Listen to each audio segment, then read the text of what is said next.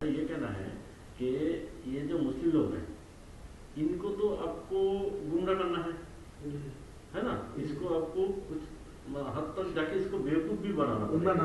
अगर आप बेवकूफ नहीं बनाएंगे तो वो उनका पास चला जाएगा।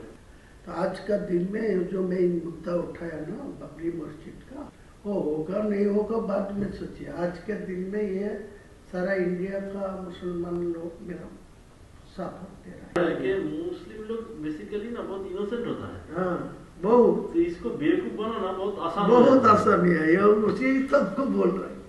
आज के दिन को 100 मुसलमान से 80 मुसलमान को मेरा खिलाफ कोई बोलेगी तो आपको तोड़ के मारने जाएगी। देख लीजिए आप परीक्षा करके, ऐसा ही हालत। आप उनके इमोशन को पकड़ लिया। ये जो बाबरी मस्जिद वाला इमोशन है इसको पूरा पकड़ लिया। इसीलिए तो मैं जानबूझ के ये, वो तो आपको कुछ आदमी मेरे को धमकी दे रहा है, बोला वो बाबरी मस्जिद को छोड़ दीजिए, तुम हुमायूं को नाम पर करे, तुम दूसरा को नाम पर ले हुए। लेकिन वो दूसरा नाम पर छोड़ेगी तो इमोशनल टूट जाएगी। आज का दिन में जो इमोशन है बाबरी के नाम पे है। लेकिन बाबर क्या वो मेरा बाबर को साथ कोई लेना देना नहीं है। वो एक मस्जिद था, इसीलिए इनको पास इमोशनल है। जो मस्जिद तो था अल्लाह का घर, बाबर से आपको लेना देना नहीं। जो मस्जिद तो था अल्लाह का घर, बाबर से आपको लेना देना नहीं। संकल्प पत्र जारी किया है, लेकिन इस दरमियान तृणमूल कांग्रेस की तरफ से एक वीडियो जारी किया गया हुमायूं कबीर को लेकर, जिसपे कहा गया है कि भाजपा ने 1000 करोड़ रुपए हुमायूं कबीर को दिया है ताकि वोट का ध्रुवीकरण हो जाए। 2 मुख्यमंत्री का नाम इसमें लिया गया। भाजपा का क्या कहेंगे? भाई, आप ममता जी की क्षमताओं से अनजान हो। ममता जी ऐसे 2000 वीडियो बना सकती है। हुमायूं कबीर और Bharatiya Janata Party south pole north pole है, कभी हमारा मेल नहीं खा सकता। हम बाबरी मस्जिद बंगाल में बनाने के वाले के साथ बैठने से और 20 साल हम ऑपोजिशन में बैठना पसंद करेंगे। आनंदबाजार पत्रिका, जहां पर हुमायूं कबीर बीजेपी के साथ 100 करोड़ की डील की है, क्या कहना चाहिए? पता नहीं क्या सच क्या गलत, हो भी सकते हैं नहीं भी हो सकते हैं, क्योंकि आजकल तरह तरह की बात सोशल मीडिया में आते जाते रहते हैं। अगर ये सच है तो आम लोगों के सामने सवाल जरूर खड़ा होगी कि हुमायूं कबीर आदमी तो है लेकिन किसके लिए काम कर रहे हैं, ये सवाल जरूर पैदा होंगे। इतने पैसे उनके पास, इतने धन कैसे आए कि हेलीकॉप्टर की इस्तेमाल कर रही है, तो ये तो सवाल आ ही रही है बाजार में लोगों के मन में। तो इसके साथ साथ ये जो मुद्दा आप जिक्र कर रहे हैं, ये अगर सामने आए तो लोगों को पता चलेगी कि नोटों के कौन कर रहे हैं, ढोंग कौन कर रहे हैं और लोगों को गुमराह कौन कर रहे हैं। लोग इस पर जरूर विचार करेंगे। ना बोलते हैं कतबार बोले शारदा सुदीप्त सेन का आज जमानत होने की संभावना है। देखिए, सुदीप्त सेन शारदा कांड में हजारों करोड़ के रुपया की उन्होंने घपला किए थे, सबको पता है। ये सारे बंगाल में लाखों की तादाद में लोगों को ये शारदा कांड की घटना के चलते सारे अपना धन खोने पड़े। ये बरगलाते हुए आम लोगों को ये लूटे थे। हथियार के बारे में यही बात कही जाती है, आप उसका इस्तेमाल किस तरह से करते हैं, अच्छे काम के लिए करते हैं या बुरे काम के लिए करते हैं, रक्षा आत्मरक्षा के लिए करते हैं या किसी की जान लेने के लिए करते हैं, बेकसूर की जान। बिल्कुल यही बात सोशल मीडिया पर भी लागू होती है।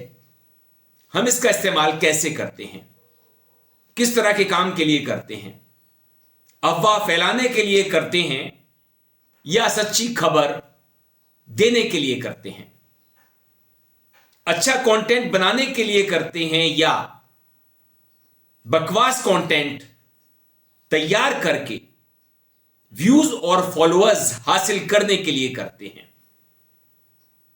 नमस्कार दोस्तों, मैं हूं आपके साथ अरविंद। आप देख रहे हैं मुझे अपने ही मंच अरविंद दिल से पर।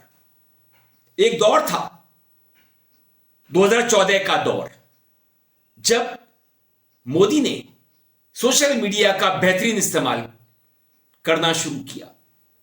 उससे पहले करना शुरू कर दिया था। वो चुनाव जीतते हैं। कांग्रेस समझ ही नहीं पाती कि सोशल मीडिया की ताकत क्या होती है, इसका इस्तेमाल किस तरह से किया जाता है। आज भी मैंने देखा हिमाचल प्रदेश सरकार, कांग्रेस सरकार, सुखविंदर सिंह सुक्खू की सरकार सोशल मीडिया का इस्तेमाल अच्छी तरह से नहीं कर रही है। मगर मैं इसमें क्या कर सकता हूं, मैं उनकी क्या मदद कर सकता हूं। धीरे धीरे भारतीय राष्ट्रीय कांग्रेस ने सोशल मीडिया की ताकत को समझना शुरू किया और इस्तेमाल करना भी। आज भारतीय राष्ट्रीय कांग्रेस सोशल मीडिया का अच्छे से इस्तेमाल कर रही है। आम आदमी पार्टी इसमें नंबर 1 है। बहुत अच्छे तरीके से सोशल मीडिया का इस्तेमाल आम आदमी पार्टी करती है। एक बार अमित शाह ने मंच से कहा था कि हमने व्हाट्सएप पर खबर उड़वा दी, अफवाह फैला दी कि अखिलेश यादव ने स्वर्गीय मुलायम सिंह यादव के थप्पड़ मार दिया है। हमारे समाज में आज भी इस तरह की घटनाओं को जघन्य अपराध समझा जाता है। अगर कोई बेटा अपने पिता के थप्पड़ मार दे, अपने किसी बड़े के थप्पड़ जड़ दे। अखिलेश यादव ने ऐसा नहीं किया था। साल था 2017। चर्चा के केंद्र में था देश का बड़ा राजनीतिक घराना। वजह थी सियासी लड़ाई, नेतृत्व का टकराव और अध्यक्ष पद की कुर्सी के लिए मची होड़, जिसने पिता और बेटे को आमने सामने लाकर खड़ा कर दिया था। लिहाजा पिता ने अध्यक्ष की कुर्सी बेटे से छीनकर भाई को दे दी और पार्टी की बागडोर भी भाई के हाथों में सौंप दी। लेकिन चाचा के बड़े कद से भतीजा भड़क गया और उसने मंत्रिमंडल से चाचा को बाहर कर दिया। परिवार 2 धड़ों में बंट चुका था। एक तरफ से चाचा भतीजा तो दूसरी ओर भाई भाई। ये किस्सा है उत्तर प्रदेश के सबसे बड़े सियासी घराने मुलायम परिवार का। कई राजनीतिक उठापटक के बाद मान मनोबल और समझाइश से विवाद शांत तो हो गया, लेकिन राजनीतिक हलकों में इसकी गूंज कई सालों तक सुनाई दी। लखनऊ से दिल्ली तक कानाफूसी होने लगी। यह कलह बीजेपी के लिए आपदा में अवसर की तरह बदल गई और फिर चलाई गई झूठ की ऐसी फैक्ट्री जिसने सियासी हलकों में सनसनी मचा दी। एक दिन खबर आती है कि अखिलेश यादव के पिता मुलायम सिंह यादव को थप्पड़ जड़ दिया।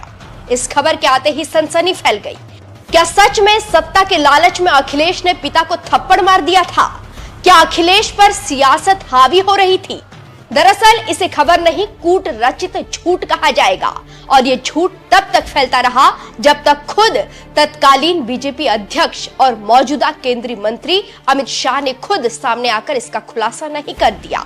अमित शाह ने आईटी सेल के कार्यकर्ताओं के साथ बैठक में कहा कि मुलायम सिंह को अखिलेश यादव ने चांटा मारा है। यह खबर बीजेपी आईटी सेल ने फैलाई थी।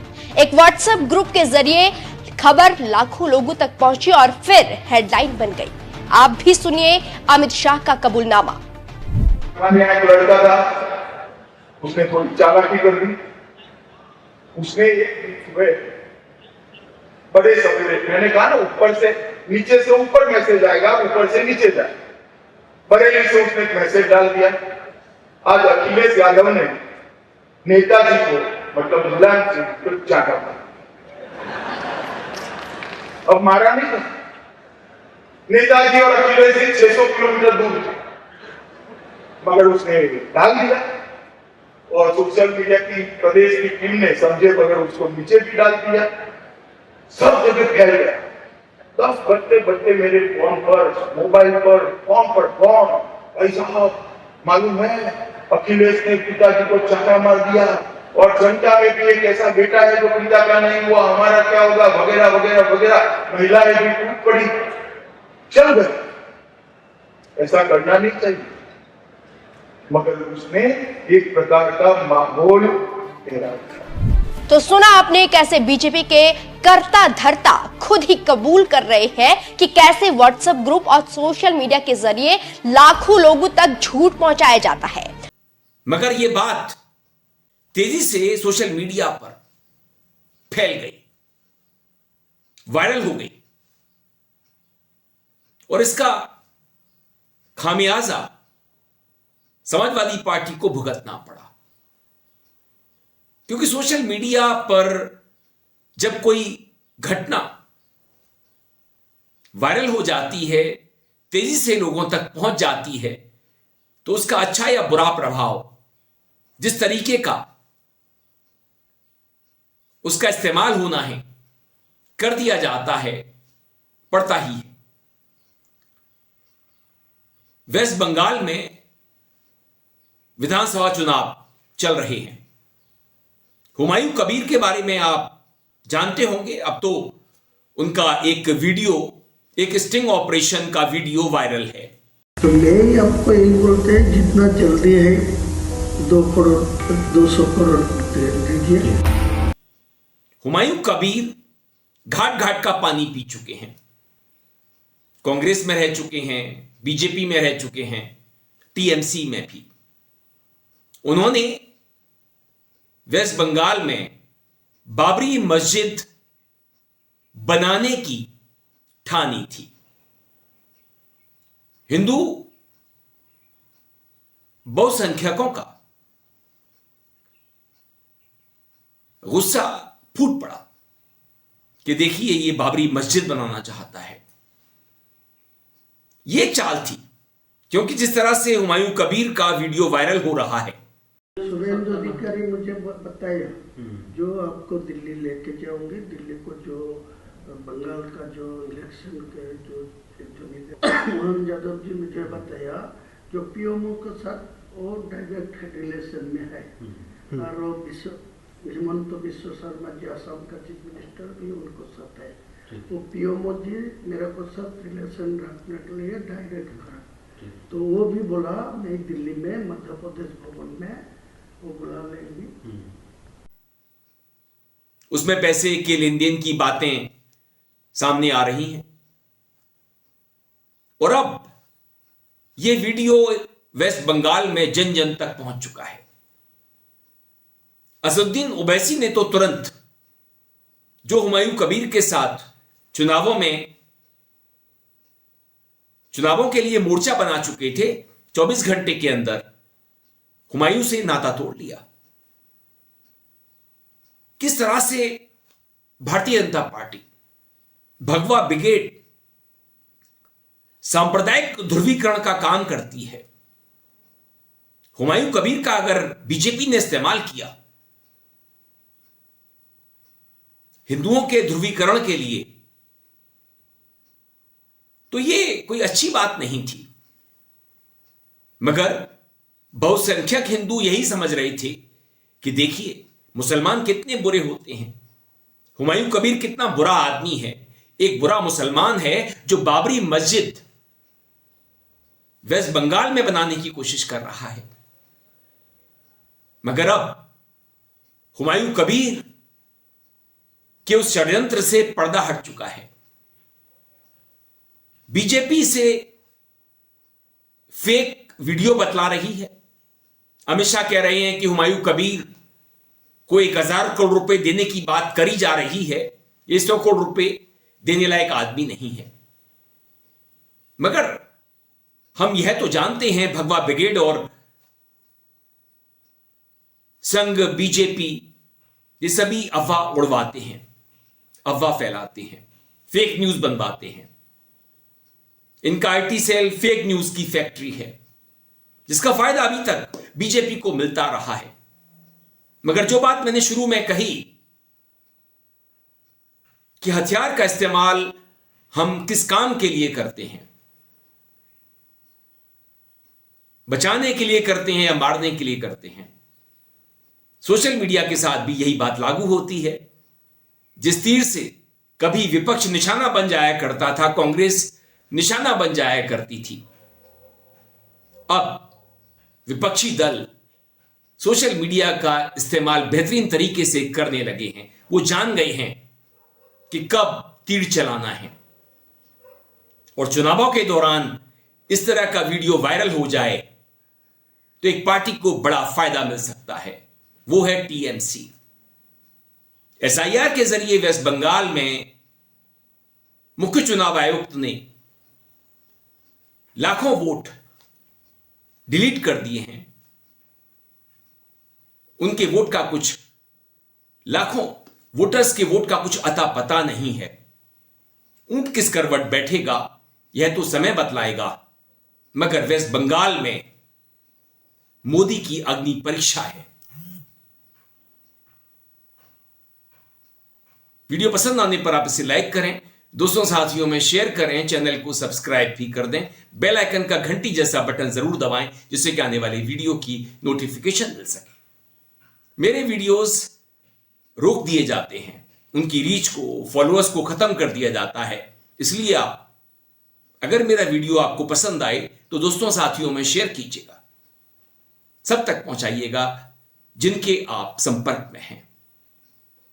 आप अपनी प्रतिक्रिया मेल आईडी और कमेंट बॉक्स में दे सकते हैं। मैं था आपके साथ अरविंद, आप देख रहे थे मुझे अपने ही मंच अरविंद दिल से पर। नमस्कार।